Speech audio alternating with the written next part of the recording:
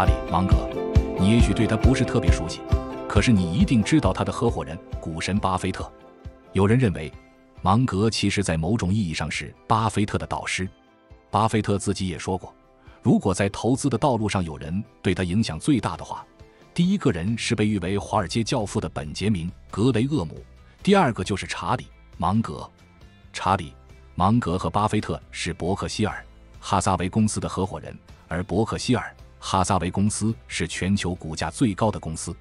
在2023年11月，它的股价高达52万美元。而查理·芒格就是这家超级赚钱公司的奇迹缔造者。你好，欢迎来到意林读书，每天一本好书，带你踏上思维与财富的双重升级之旅。今天我们要分享的书是《穷查理宝典》，这本书是查理·芒格的投资哲学汇编。书里有他过去20多年来的11场演讲和他发表的各种文章。就像这本书的副书名所说，这本书确实是查理·芒格智慧箴言录。1924年1月1日，芒格出生在美国中部的奥马哈市。但芒格作为一个当今的金融巨鳄，他的人生也并不是一帆风顺。30岁之前就先后经历了金融危机、战争、退学、离异、丧子等等困境。对很多人而言，如果经历这样的事情，很可能会一蹶不振。但是芒格并没有被这接踵而来的苦难和不幸所击倒，而是在这个过程中磨练了自己的品格，并逐渐形成了自己的投资智慧。在投资生涯中，芒格恪守了美国西部的传统精神，以勤勉、专注做好事情，对人真诚、正直、善良，再加上节约用钱花到投资未来的事情上，为他赢得了很多人的信任，愿意和他一起合作，从而让他有机会去经历其他的投资业务，最终在房地产业务上赚得了他人生的第一个100万。在这之后，他凭借着自己敏锐的分析和思考，和巴菲特联手收购了像蓝筹印花这样的业务，又投资了很多优质的企业，最终一步一步打造出了属于自己的金融帝国。第一部分，什么是多元思维模型？很多老师在推荐《穷查理宝典》这本书时，都不约而同地提到了查理·芒格的多元思维模型。芒格提倡要不断学习众多学科的知识，来形成一个思维模型的复式框架。当你手中只有一种工具的时候，你就只能用这种工具来干活。所以芒格说，最重要的事情是要牢牢记住一系列原理，什么复利原理、排列组合原理、决策树理论、误判心理学等等100多种模型，它们加在一起往往能够带来特别大的力量。这是2种、3种或4种力量共同作用于同一个方向，而你得到的通常不仅仅是几种力量之和。之所以要构建这种多元思维模型，是因为在查理·芒格看来，宇宙是一个复杂的整体，人类全部的知识都是在尝试对这个复杂整体进行研究，各学科之间并没有泾渭分明的界限，而是相互影响的。如果用单一的思维模式去看待事物，就可能会扭曲现实，直到它符合自己的思维模型，进而犯下愚蠢可笑的错误。就像查理·芒格经常引用的那句谚语说的，在手持铁锤的人看来，全世界都像一颗钉子。我们中国也有一个类似的古老的小笑话，有一个常年在街上要饭的叫花子说，假如我当上了皇帝，一定要拿着金饭碗去要饭。虽然这个笑话有点夸张，但也在一定程度上反映了单一思维的局限性。当我们提起多元思维的时候，一般会把它当成一种方法论，但从本质上来说，它其实是一种认识世界的基本态度。这个态度是包容的、系统的，也就是芒格说的多元的。为什么这么说呢？我来试着跟你解释一下。你有没有发现，越是成熟的人，其实越少谈主张，而是在从不同的角度来做解释。没有主张，只谈解释是什么意思呢？就是面对一个问题，他很少说那些主张性的观点，比如政府是应该怎样啊，你这么做是对是错呀，谁是好人谁是坏蛋啊，这些话题他不讨论不评论，他更关心的是面对一个现象，有没有不同的解释，能不能换一个角度去看。有人可能会说，这不是指空谈不实践吗？恰恰相反，关心别人怎么做才是空谈，你干涉的是别人的实践。关心对世界不同角度的解释，才会落实到自己的实践中。而在从主观理解到客观实践的过程中，你还要注意到，主观世界和实践世界之间有一条深深的沟。主观世界里有一大堆绝对的原则，客观世界里则只有刚刚好的行动。怎么理解这句话呢？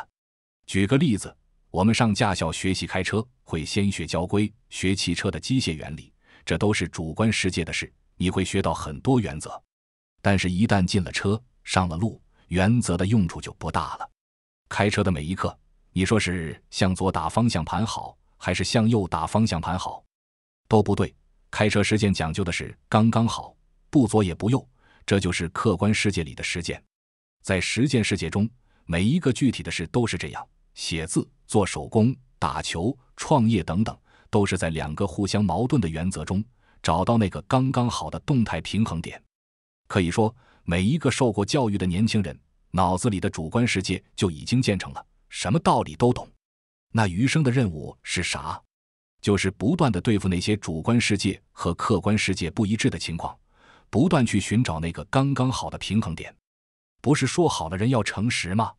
这是主观世界的原则。可为什么客观世界里有时候不得不撒谎，而且好像也不算道德瑕疵？不是说好了法律是追求正义的吗？为什么在实践中法律追求正义也会计算成本？不是说好了认真努力与人为善就会前程似锦吗？为什么我这么努力，可还是混得不够好？听过那句话吧，听了那么多道理，可还是过不好这一生，说的就是这个现象。这条主观世界和客观世界之间的沟，每时每刻我们都可能掉进去。如果你能爬出来，就是弥合了这条沟，把和我们主观世界不一致的东西放到自己的身体里，自我破碎，然后重建自我。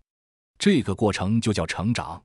所以一个人成长的越快，岁数越大，就越会在自己精神世界里容得下很多复杂的多元的东西。所以查理·芒格在《穷查理宝典》中一再强调多元思维模型，而这种多元思维的理念就是主观世界和客观世界之间的粘合剂，是防止我们掉进沟里的那张大网。听到这儿，你可能就理解了为什么我们一开始会说多元思维是一种认识世界的基本态度。为什么很多成熟的人会没有主张，只谈解释？因为越来越多对现象的解释角度才能帮助你成长。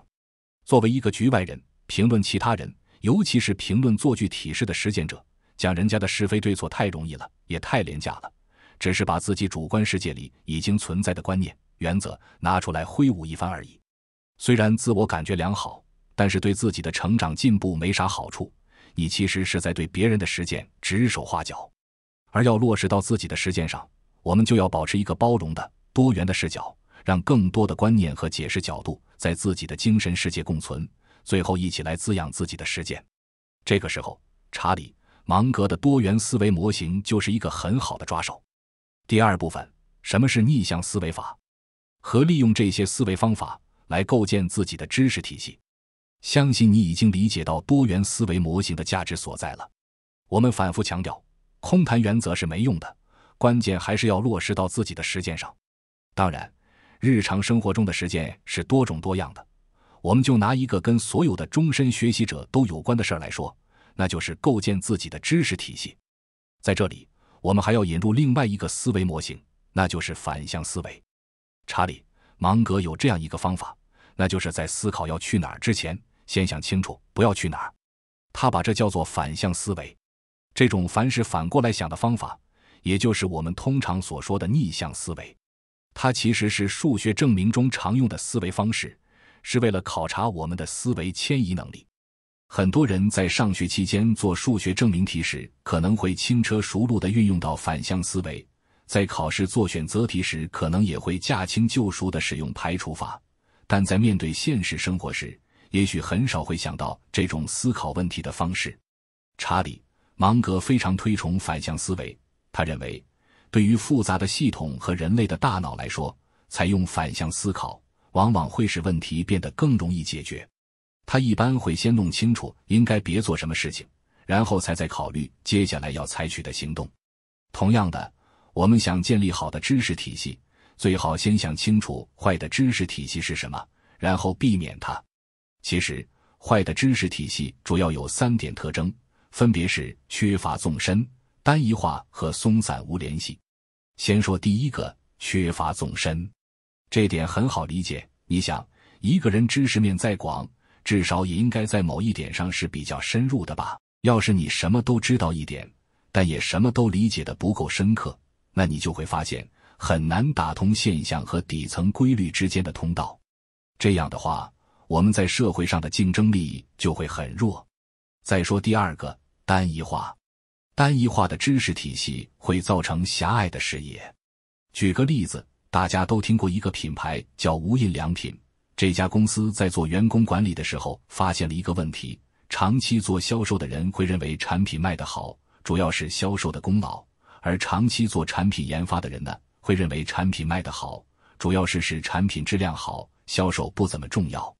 显然这两种看法都很片面，于是这家公司内部决定实行跨部门换岗的制度，比如部分人员从研发岗换到销售岗，再从销售岗换到财务岗。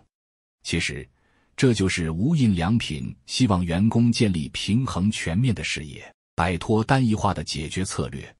还有第三个，松散无联系。在生活中，我们能观察到各种各样的现象，比如现象一和现象二，它俩也许能用同一个理论解释。同样的，理论一和理论二没准也存在一个共同的底层框架。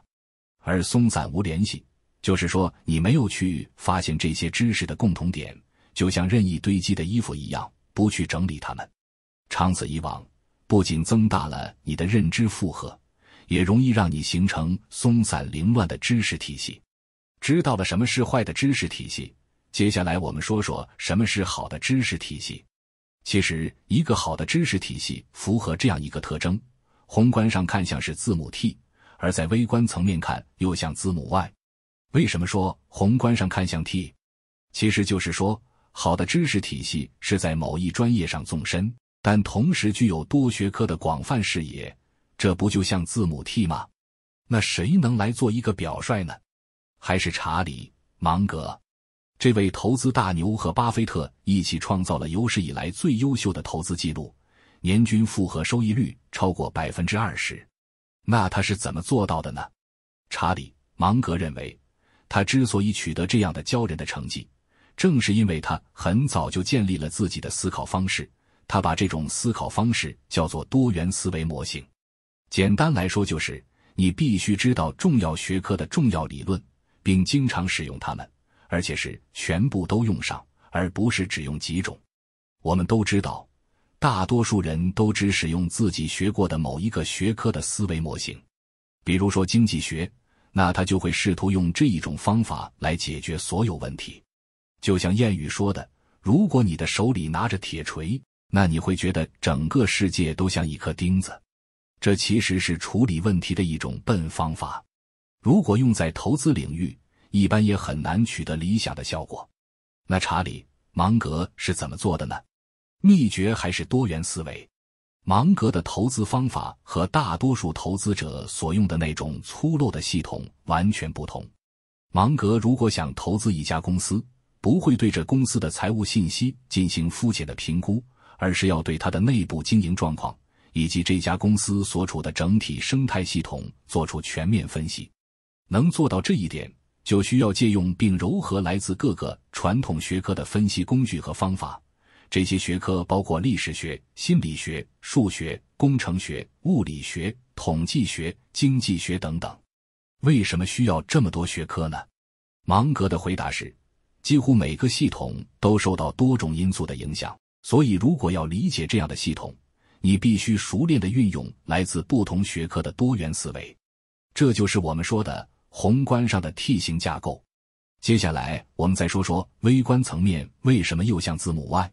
比如你在做设计，也许你只是使用了设计方面的知识，而 Y 型知识架构就是说，你不能只使用单一知识，还要将其他类型的知识合并进来一起使用。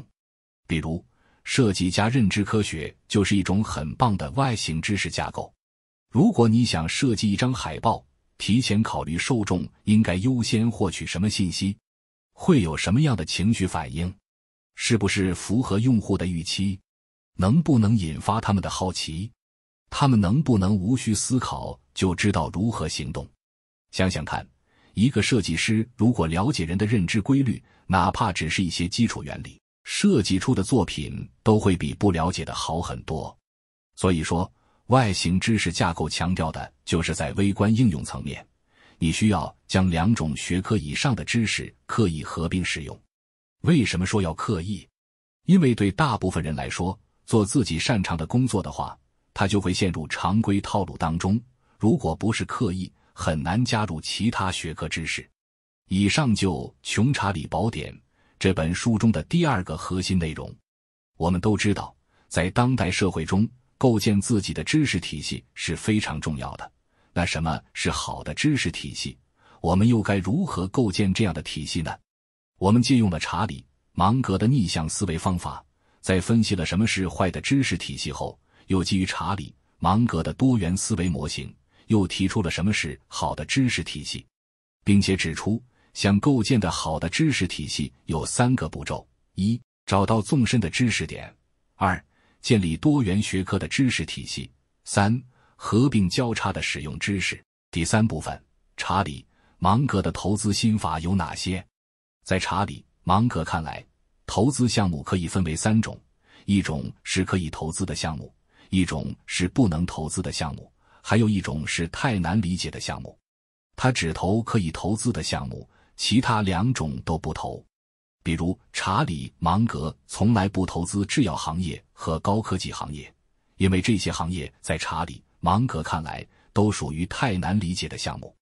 那怎么才能评估一个项目是不是可以投资呢？查理·芒格有4个筛选标准，我们一起来看看。第1个标准，这个项目要容易理解，有发展空间，并且能够在任何市场环境中生存。查理·芒格说，要在自己的能力圈子内投资，如果一个项目你看不懂，别人说的再好也不要投资，不要高估你的能力范围，更不要盲目的随大流。第2个标准，不能只看公司的财务报表，企业内外部因素都要考虑到。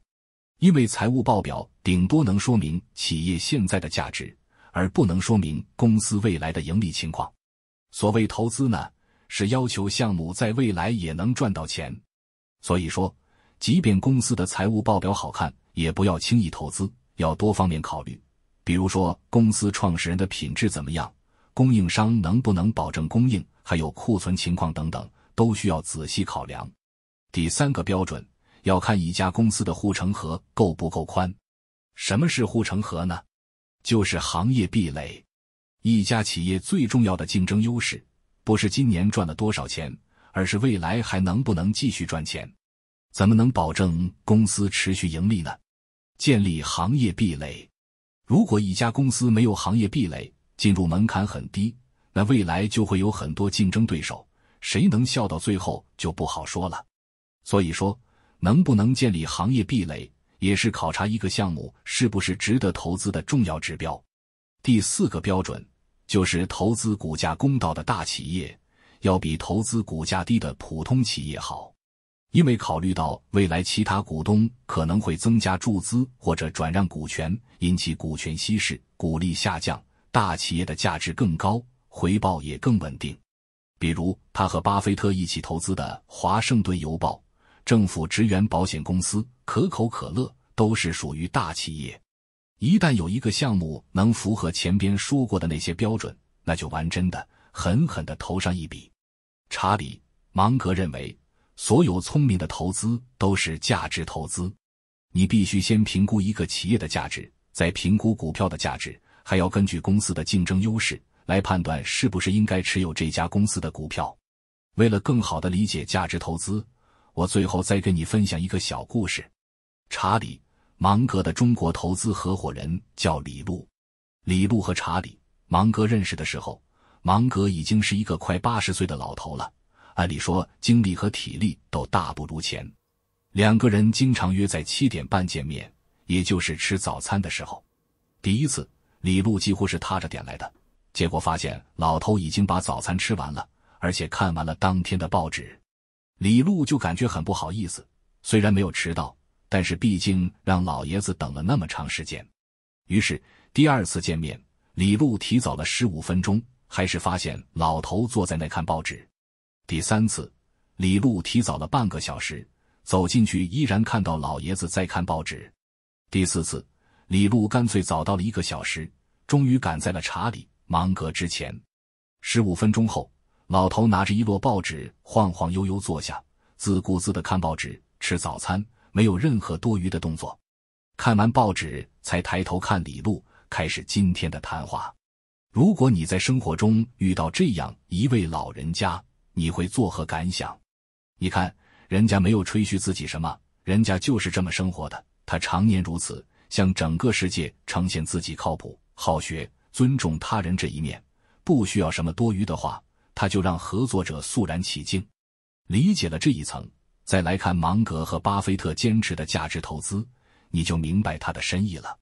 价值投资不是表面上看起来的买一只股票然后长期持有，价值投资是让你放弃一切投机的机会，只按照股票的基本价值面来看它的未来。一只股票的股价高，各种短期的因素都是没法把握的，而最重要、最核心也是最靠得住的因素，就是它自己配得上这个价格。想要得到某样东西的最好方法，就是让自己配得上它。这也是查理·芒格最有名的一句话。这句话单摆福歌的看，就是标准的心灵鸡汤。关于心灵鸡汤，有一个很好的定义，就是热腾腾的端上来一碗好汤，但是没给勺子。言下之意，就是道理是好道理，但是没给实现的方法。但芒格的这套理念，真的是没办法实现的鸡汤吗？并不是。比如，当我们把他那句想要得到某样东西的最好方法，就是让自己配得上它，和他的价值投资策略结合起来看，就会发现，这俩说的其实是一回事儿。我们也可以认为，前者是心法，后者是招式。那能不能看到这两者的共通之处，考验的就是个人的功力了。总结，其实查理·芒格和他的《穷查理宝典》里讲的很多道理，归结起来其实就是这一句话：要通过提升自己来强化对世界的感知，内在的能力才能增长，和世界的大趋势才能互相匹配。这种匹配度提高了，你是用来做投资，还是用来创业，还是用来做任何事情，都会无往而不利。好了，本期就到这里。如果您觉得我们的视频不错的话，欢迎点赞、订阅并转发给身边的朋友。我们下一期再见。